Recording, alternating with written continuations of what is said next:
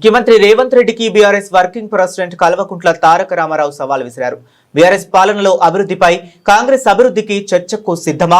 Jubilee Hills palace, command control centre, assembly, Gandhi Bhavan ఎక్కడికి రమన్నా వస్తామని చర్చకు సిద్ధమా అంటూ ప్రశ్నించారు. జూబ్లీహిల్స్ నియోజకవర్గ ప్రగతి నివేదికను BRS party working president Kalvakuntla Taraka Rama Rao బుధవారం విడుదల చేశారు. ఈ సందర్భంగా ఆయన మాట్లాడుతూ సీఎం రేవంత్ రెడ్డికి ఓటమి భయంతో నోటికి వచ్చినట్లు మాట్లాడుతున్నారని విమర్శించారు. హైదరాబాద్ అభివృద్ధిపై చర్చకు రేవంత్ సిద్ధమా అంటూ ఆయన సవాల్ విసిరారు.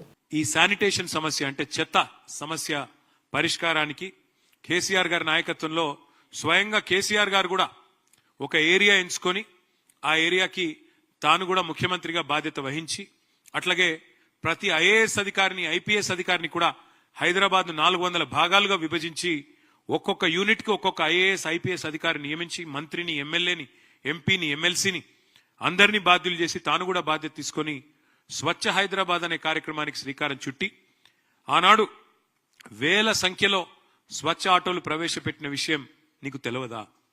నీ ప్రభుత్వం వచ్చినాక ఈ 2 ఏళ్లలో ఒక్కటంటే ఒకటి కొత్త ఆటో కనీసం ప్రవేశపెట్టినవా చెప్పగలుగుతావా?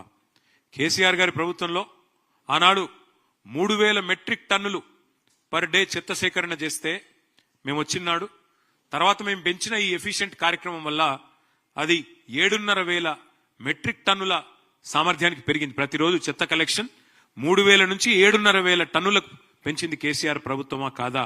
అసలు నీ ప్రభుత్వం వచ్చినాక నువ్వు శానిటేషన్ మీద చేసింది ఏంది చెప్పే సత్తా నీకుందా అని అడుగుతా ఉన్నా.